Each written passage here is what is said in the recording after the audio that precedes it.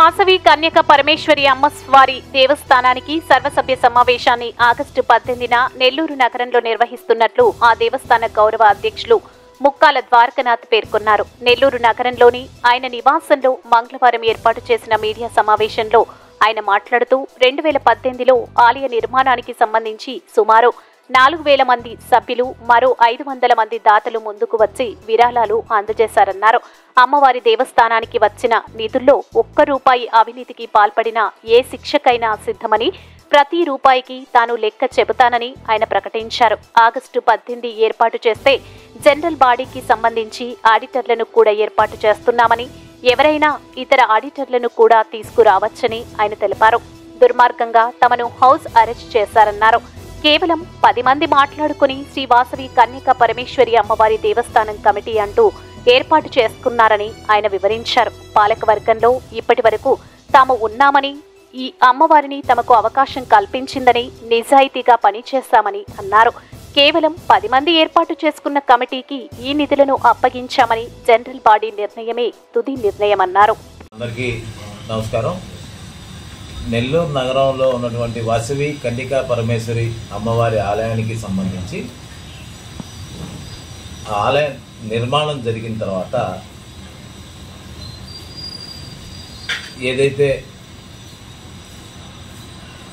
2018లో general body సమావేశం ఏర్పాటు చేసి ఆ జనరల్ బాడీ సమావేశంలో ఎలక్షన్ ప్రక్రియకి వెళ్ళి ఎలక్షన్ ప్రక్రియలోనే మా కమిటీ విజయం సాధించిన తర్వాత ఆ తల్లి దీవెనలతోటి ఈ రాష్ట్రంలోనే గొప్పగా చెప్పుకునే స్థాయికి వాసవి కన్యకా పరమేశ్వరి అమ్మవారి ఆలయాన్ని దాతల సహకారంతో, భక్తుల సపోర్ట్ తోటి అద్భుతమైన ఆలయ నిర్మాణాన్ని చేసుకొని 2020 ఫిబ్రవరి మాఘమాసంలో కుంభాభిషేకం చేసుకున్న తర్వాత వెంటనే మనందరికీ కూడా తెలుసు కరోనా మహమ్మారి వల్ల ప్రపంచం అంతా కూడా లాక్డౌన్ అయితే 2023 ఆగస్టు నెలలో జనరల్ బాడీ సమావేశం ఏర్పాటు చేసి ఆ జనరల్ బాడీలో అప్పుడు దాకా వచ్చినటువంటి జమా ఖర్చులకు సంబంధించినటువంటి నిర్మాణానికి సంబంధించి కానీ, అలాగే ఆలయానికి వస్తున్నటువంటి వరంబడి మీద ఖర్చులు కానీ,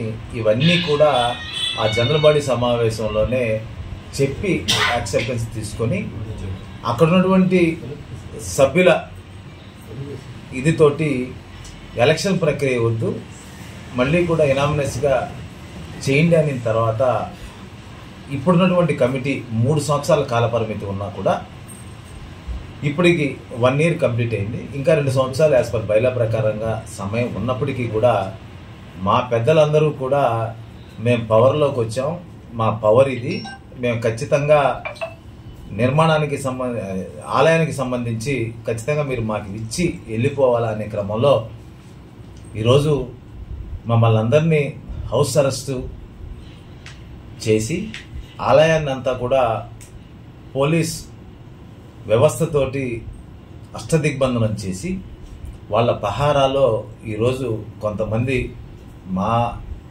కమ్యూనిటీకి చెందినటువంటి నాయకులుగా ఉన్నటువంటి వాళ్ళందరూ కూడా వెళ్ళి ప్రమాణ స్వీకారం చేస్తూ ఒక అద్భుతమైనటువంటి స్పీచ్ కూడా ఇవ్వడం జరిగింది.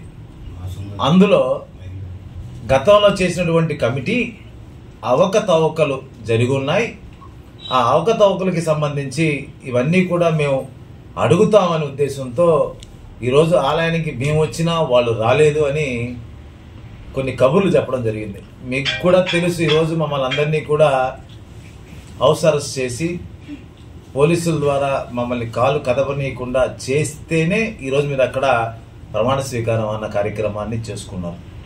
నేను ఒకటే అడుగుతా ఉన్నా, 2018 ఏ రోజైతే ఆలయ నిర్మాణం కోసం మా మీద ఉన్నటువంటి నమ్మకంతో ఆ తల్లి దీవెనలతోటి ఆలయానికి సంబంధించి వచ్చిన ప్రతి రూపాయికి కూడా మాదే జవాబుదారీతనం, ప్రతి రూపాయికి కూడా మేమే సమాధానం చెప్తాం, మాదే బాధ్యత. ప్రెస్ ఉంది కదా, మనం మాట్లాడితే చెల్లుబాటు అవుద్ది కదా అనుకొని ఏదన్నా మీరు మాట్లాడితే దానికి 10 నేను మాట్లాడగలను. ఇక్కడ తప్పులు ఒప్పులు, ఆర్యవై సంఘాలు, మహాసభలు ఇవన్నీ కూడా గుడికి సంబంధం లేనటువంటి విషయాలు.